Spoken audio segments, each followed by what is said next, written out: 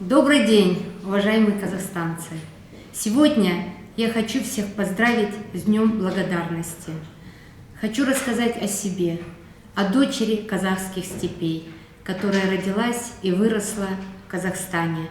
Хотя мои предки из Дагестана, я выросла здесь. Я была удостоена такой чести родиться в казахском ауле, поселок Житыбай он раньше назывался.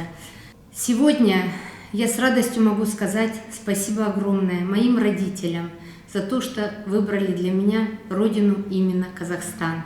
Я горда тем, что живу, родилась, выросла и веду свой бизнес именно в Казахстане.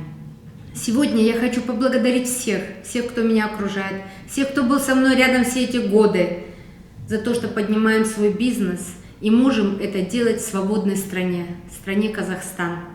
Я горда тем, что я живу, родилась и выросла здесь. Хочу поблагодарить всех, кто мне помогает в своем бизнесе, кто со мной рядом, свою маму, за то, что когда-то, в далекие советские времена, мама с папой, поженившись, приехали сюда, родили нас всех здесь, именно выбрали для нас эту страну Казахстан. Потому что другой страны для себя как родина я не вижу. Меня очень многое связывает с Казахстаном. У нас много детей в семье, нас 8 сестер и 1 маленький братик. Ну, говорю маленький, сейчас-то он, конечно, далеко не маленький. И я хочу сказать, мы горды тем, что мы граждане Казахстана. Все мы живем здесь, в городе Актау, состоявшиеся люди.